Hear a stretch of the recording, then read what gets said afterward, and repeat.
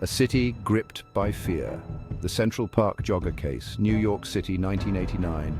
Fear gripped the city, a fear that was palpable in every corner, every street, and every home. A young woman jogging through Central Park was brutally attacked. The attack was so vicious it left the city in shock. The crime, shocking in its brutality, quickly became a media sensation. Headlines screamed for justice, and the public demanded answers. The victim, a white woman, was portrayed as a symbol of innocence, a stark contrast to the image painted of her attackers. Her attackers, the media declared, were a group of young Black and Latino boys. The narrative was set, and it was one of racial tension and fear. The boys, who became known as the Central Park Five, were rounded up by police. They were just teenagers, thrust into a nightmare. They were interrogated for hours, pressured to confess. The city demanded justice, and the police were determined to deliver it, no matter the cost. The media whipped up a frenzy, with round-the-clock coverage that painted the boys as guilty before they even had a chance to defend themselves. Fear and anger permeated the air. The city was on edge, and the pressure to find the culprits was immense. The Central Park Five, facing immense pressure and intimidation, confessed. Their confessions were filled with inconsistencies, but it didn't matter. Their confessions, coerced and inconsistent, would later be their undoing. They were used as the primary evidence against them. The trial was a media circus. Cameras flashed, reporters shouted, and the boys were paraded in front of the public. Public opinion, fueled by racial bias, had already delivered a guilty verdict. The boys were convicted in the court of public opinion long before the actual trial began. Wrongful convictions, a travesty of justice. The justice system failed the Central Park Five. Despite their confessions being demonstrably coerced, the jury found them guilty. The boys, teenagers at the time, were sentenced to prison. Years of their lives were stolen. The case exposed the deep-seated racial bias in the justice system. Black and brown children were often seen as dangerous. Their voices were silenced. Their stories were ignored. The Central Park Five case became a symbol of a broken system, a system that favored expediency over truth, a system that punished the innocent. Trump's intervention fanning the flames of injustice.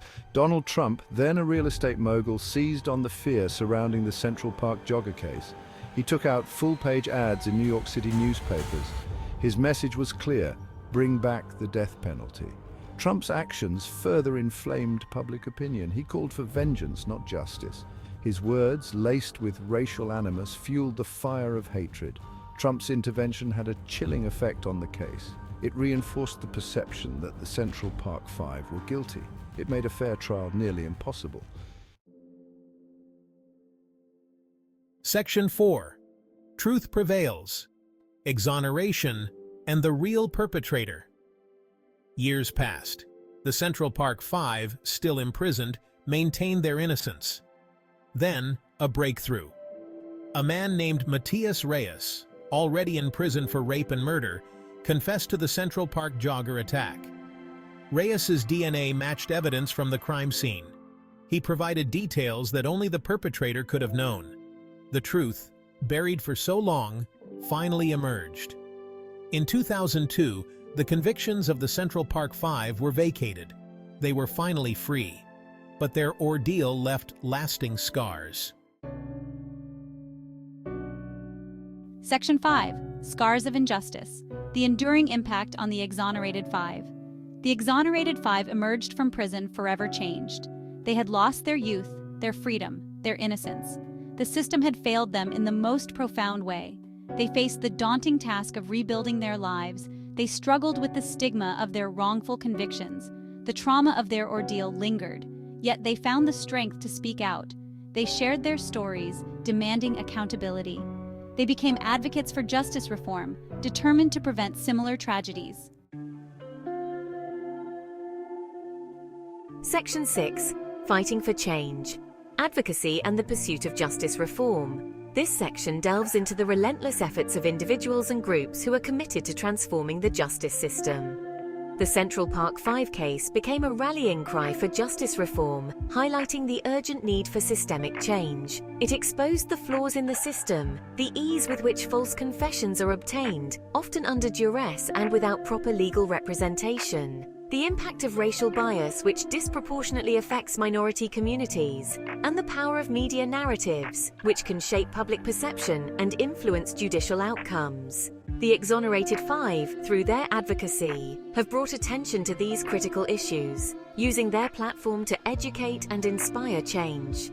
They have called for changes in police practices, interrogation techniques, and sentencing guidelines, advocating for a more just and humane system.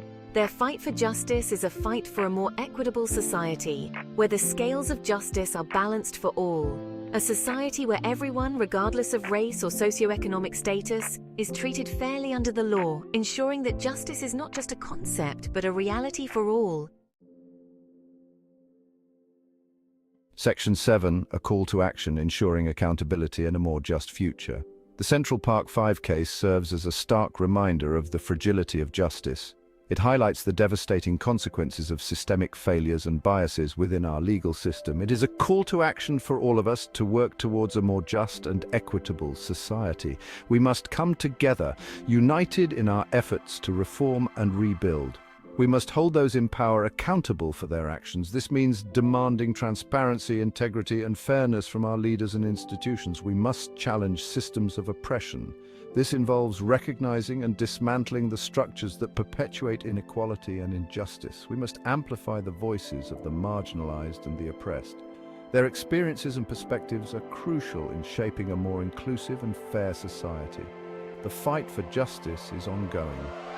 It is a continuous journey that requires dedication and resilience from each one of us. It requires our unwavering commitment, our empathy, our willingness to speak truth to power.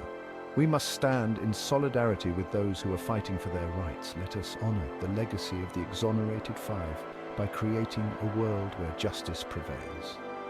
A world where every individual is treated with dignity and respect, and where the scales of justice are balanced for all.